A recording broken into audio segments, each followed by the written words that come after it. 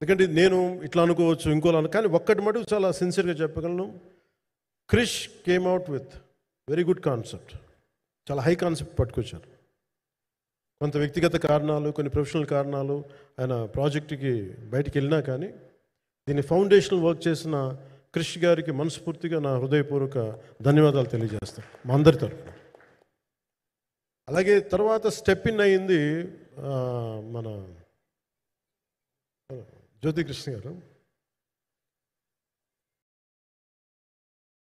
ఖుషి cinema చేస్తున్నప్పుడు అప్పుడే London ఈ ఫిల్మ్ మేకింగ్ కోర్స్ చేసి మన డైరెక్షన్లో ఇన్స్టిట్యూట్ అంతేనా డైరెక్షన్ కదా ఫిల్మ్ మేకింగ్ కోర్స్ చేసి అప్పుడే గ్రాడ్యుయేట్ అయ్యి వచ్చి అప్పటి నుంచి ఉన్నప్పుడు బట్ యాక్చువల్ తనతో మాట్లాడుతుంటే మోస్ట్ సెన్సిబుల్ డైరెక్టర్ అనిపించారు.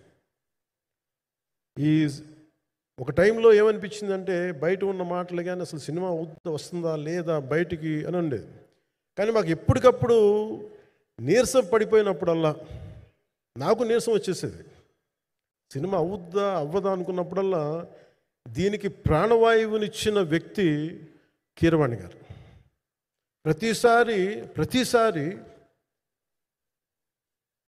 వర్క్ చేసి నేను ఎందుకంటే సినిమా చివరిదాకా నేను నమ్మను. ఎప్పుడు నేను ఒక సినిమాని నేనేం నమ్ముతాను చిన్నప్పటి నుంచి వెరీ ఫార్మేటివ్ ఇయర్స్లో నుంచి కూడా ఒక మంచి సినిమా గురించి నువ్వు మాట్లాడక్కర్లా, రిలీజ్ అయితే బాగలేకపోతే ఎలాగ మాట్లాడక్కర్లా.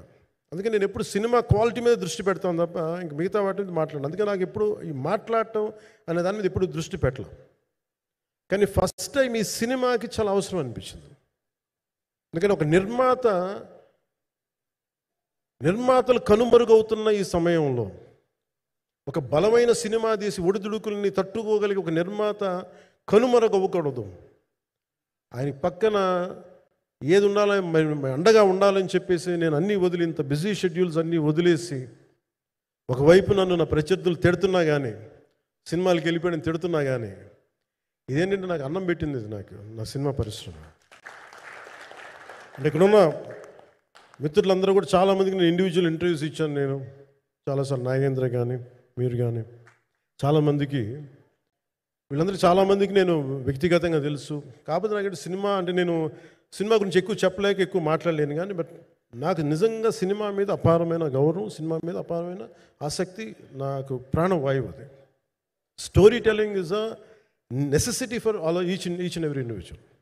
సో సినిమా అది మనకి కల్పిస్తుంది, సినిమా మనకి అలాంటి. కానీ ఈ సినిమా ప్రత్యేకించి చాలా ఛాలెంజింగ్ సర్కమ్స్టాన్సెస్లో, చాలా ఒడిదుడుకుల్లో, యాడ్వర్స్ కండిషన్స్లో కూడా మనస్ఫూర్తిగా దీన్ని ముందుకు తీసుకెళ్ళి ఆర్థిక ఇబ్బందులు ఎన్ని వచ్చినా కానీ అంటే నాకు పొలిటికల్గా పేరుండొచ్చు, దేశవ్యాప్తంగా నేను తెలిసి ఉండొచ్చేమో కానీ సినిమా పరంగా వచ్చేటప్పుడు నేను చాలా హీరోస్తో కంపేర్ చేస్తే వెరీ వాళ్ళందరికంటే చాలా తక్కువ నేను. సో దానికి ఉండే ఇబ్బందులు దానికి ఉంటాయి. మిగతా వాళ్ళకి బిజినెస్ అయినందుకు నాకు బిజినెస్ అవ్వదు, వాళ్ళకి వచ్చినందుకు నాకు రాకపోవచ్చు. ఎందుకంటే నా దృష్టి నా కాంపిటేటివ్నెస్ ఎప్పుడు నేను సినిమాల మీద పెట్టలేదు. నేను ఇప్పుడు సొసైటీ పొలిటికల్ ప్రాసెస్ పెట్టాను కానీ ఎప్పుడు సినిమా మీద నేను ఎంత ఉండాలనేది నేను ఎప్పుడు పెట్టలేదు. నేను ఎప్పుడు చాలాసార్లు మన నాగేంద్ర కానీ మిగతా మన సూపర్ హిట్ మన కీర్తిశేషులు బిఆర్ రాజు గారు చనిపోయారు, ఆయనకి ఇంటర్వ్యూస్లో కూడా ఉంటుంది. ఈ చిత్ర పరిశ్రమ చాలామంది హీరోస్ ఉంటారు, వాళ్ళలో నేను వన్ ఆఫ్ ది హీరో అంతే. నాది ఒక సంవత్సరంలో ఒక ఫ్రైడే ఒక థర్స్డే రిలీజ్ అవుతుంది అంతే, అంతకుమించి తప్ప ఇది అందరి పరిశ్రమ అందరూ రావాలి అలాంటిది నేను కోరుకునేవాడిని నేను. సో దాంట్లో భాగంగా రత్నం గారు లాంటి నిర్మాత బతికుండాలి, రత్నం గారి నిర్మాతకి ఇబ్బందులు కలగకూడదని చెప్పి లాస్ట్ మినిట్లో ఇంక చూసిన తర్వాత I stepped in to it.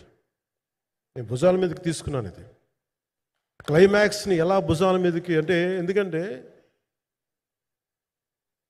ముఖ్యంగా ఇక్కడ ఇది ఇంకొక బలమైన స్టార్ కాస్టింగ్ చాలా బాగా చేశారు ఆయన.